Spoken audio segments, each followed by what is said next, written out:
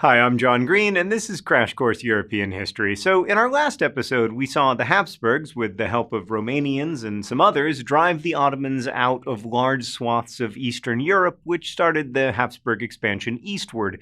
But there were some other important states making big moves during the 17th century. Today, we're going to focus on two of them: Russia, which sought stability after a time of troubles, and the House of Brandenburg Prussia, a small state that within 2 centuries would grow to become extraordinarily powerful.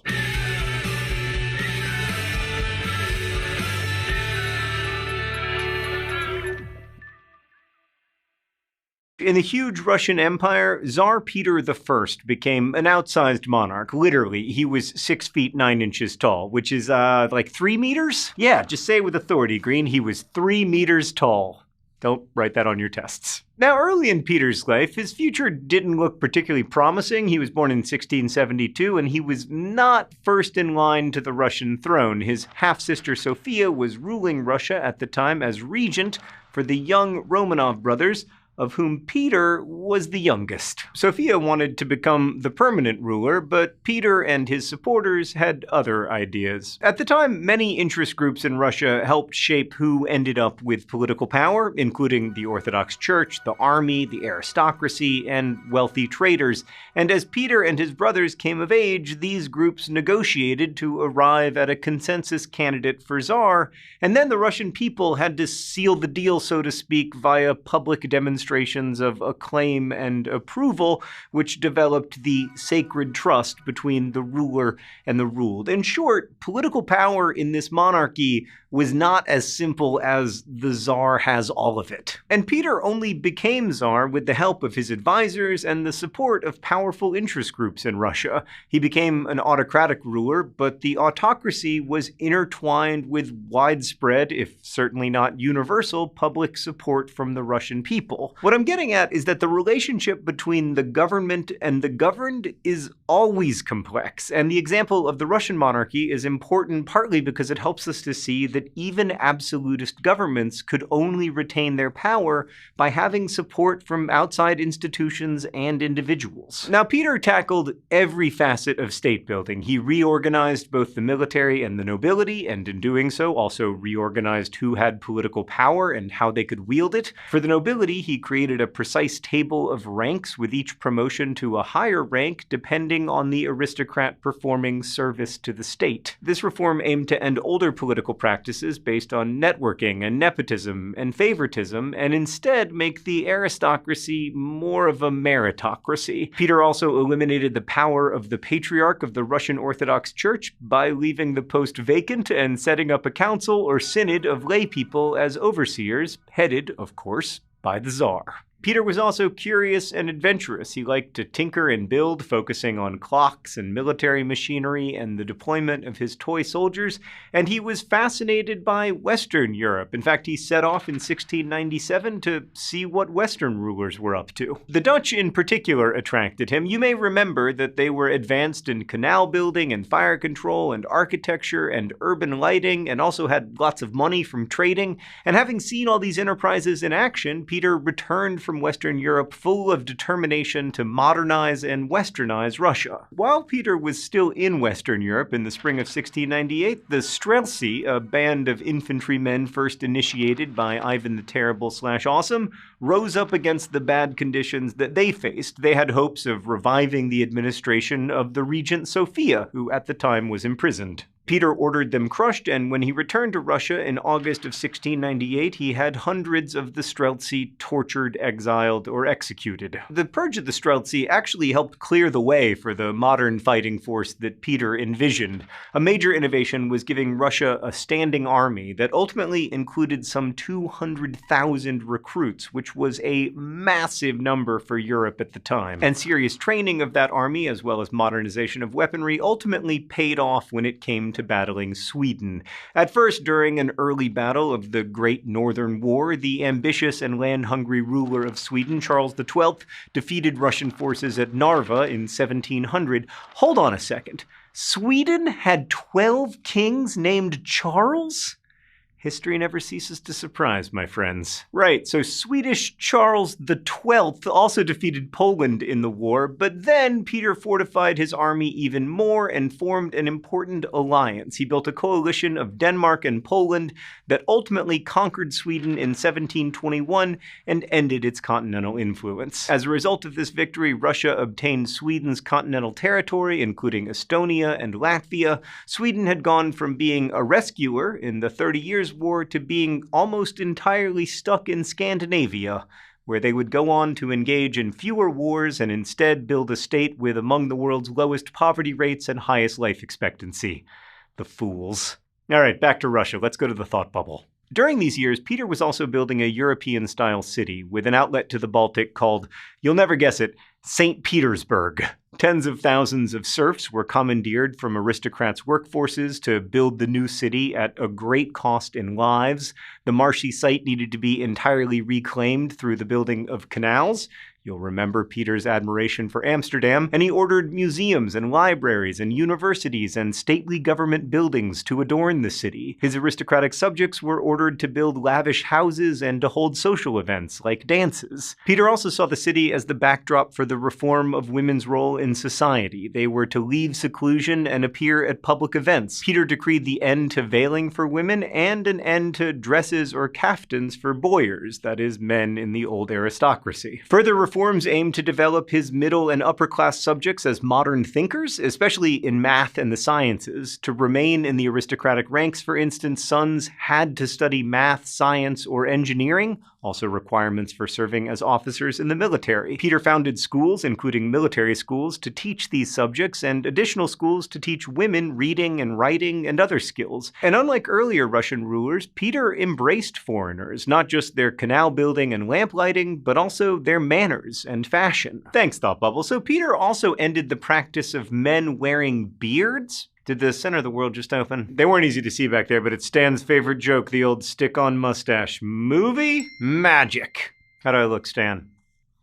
You would say that. I once tried to do this when I was shaving my beard, and I came downstairs to show my wife, and she said, and I'm going to quote her directly, "No." So in Peter's Russia, you had to shave your beard so that you could be like a modern, proper European person, but just as in Elizabeth I and Henry VIII's England, you could pay a tax to keep your beard. And listen, I don't like to get political on this show, but if we reinstituted that tax, the cities of New York and Portland would pay for health care for everyone. So despite his move toward the rational and refined and clean-shaven, Peter himself could be rough, crude, heartless, and violent. That is the complete opposite of the kind of citizen he wanted to populate his kingdom. And that is a lesson we keep learning over and over in history. Paradox is not unusual. As for serfs, their lives became more difficult as new regulations meant to attract aristocratic loyalty gave them fewer rights. Serfs were stripped of the right to move from the noble estate where they worked. Most lived precarious lives and were subjected to landowners' brutality. They had little recourse to protect themselves from abuse and were forced to work in extremely difficult conditions. Most serfs did manual or agricultural labor, but some became highly skilled artisans to embellish life for the upper classes, creating intricate cabinetry or music or paintings. Some noble families even rented out their artist serfs or sent them touring to bring in funds with their accomplishments. These traveling serfs helped connect far-flung Russians to one another through paintings of distant cities or landscapes or notable people, for example. And peasant song also eventually found its way into Russian classical music as it developed in the 19th century. But to be clear, Peter's modernization did not mean increased protection or power for the most vulnerable, which raises a question. Does modernization generally result in protection or power for the most vulnerable? Should it? And can we even generalize about what it means to be modern when there is so much variety just on this one continent? Or arguably subcontinent? So the time of Tsar Peter had massively different effects depending on where you stood. Some people were learning more about science or art than they'd ever been able to before. Others were bound to land or lost their lives in the construction of St. Petersburg. History is not just about what happened, but also about where you sit. Are you a boyar's son learning new mathematical discoveries? or a peasant born to a fate of hard labor you can never escape. The other rising Eastern kingdom during this time was the House of Brandenburg Prussia, a bird with an arm. Stan informs me that Brandenburg Prussia was actually headed by the Hohenzollern family. It grew over the centuries from a tiny holding to an extensive kingdom, albeit one that was initially landlocked. Okay, so I'm going to need you to brace yourselves because many Fredericks are coming. It's going to be a little confusing, but we will get through this together. The first one to know about is the Great Elector Frederick William, who was one of the 7 electors of the Holy Roman Empire.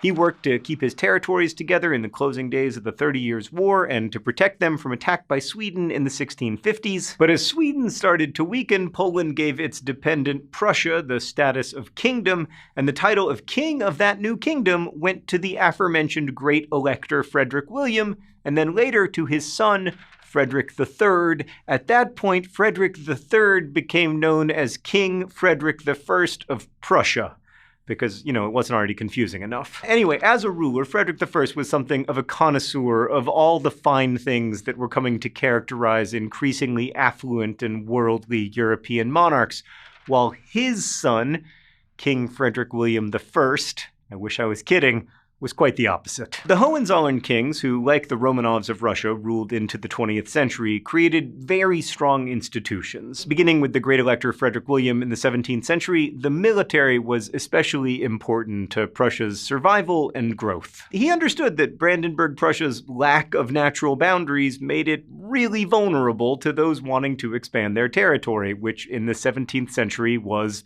everyone. So state building in Prussia involved fortifying its borders. A strong military isn't the only way to stabilize power, but it certainly is a way. Additionally, the Great Elector Frederick William weakened the representative bodies, or estates general, through which the nobility had its say in the kingdom's running. But to make up for it, the monarchs allowed the nobility to intensify their grip on peasant lives. Very similar to what happened in Russia.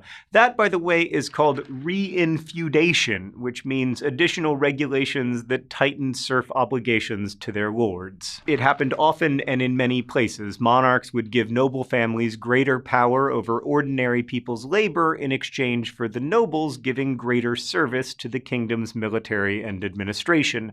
This strategy of power consolidation, by the way, still happens. The most powerful placate the less powerful by giving them control over the least powerful. The Great Elector's grandson, King Frederick William I, made the Prussian army the most modern in Europe. He created a branch of government called the General Directory that oversaw the operation of the kingdom to the benefit of the army, raising taxes and recruiting administrators and soldiers. And Frederick William I sought a certain kind of recruit, specifically giant soldiers, at least 6 feet in height, from all across Europe. He sold off his father's more luxurious possessions, such as silver and works of art, to boost military strength even more. Prussia was called a large army with a small state attached. Kind of like Russia today.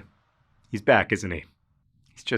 He's very subtle, but I could feel his presence. One of the weirdnesses of building a state or an empire is that in order for it to work, you must convince both those outside of your borders and those within them that your state is really real and also really powerful. States do this partly through treaties, partly through state-building exercises like national anthems and national histories, and partly by building structures within the state, armies, government apparatuses, statewide laws, that strengthen the state and make it less vulnerable to attack. And the rising monarchies of Russia and Prussia were very effective at state building, which would allow them to shape the future of Europe as a whole and also aid in the final demise of Poland-Lithuania over the 18th century. Poland-Lithuania failed in part because its constitutional system failed. The nobility wheeled and dealed instead of fortifying government institutions like Russia and Prussia had, and because of the ways Prussia and Russia organized political power,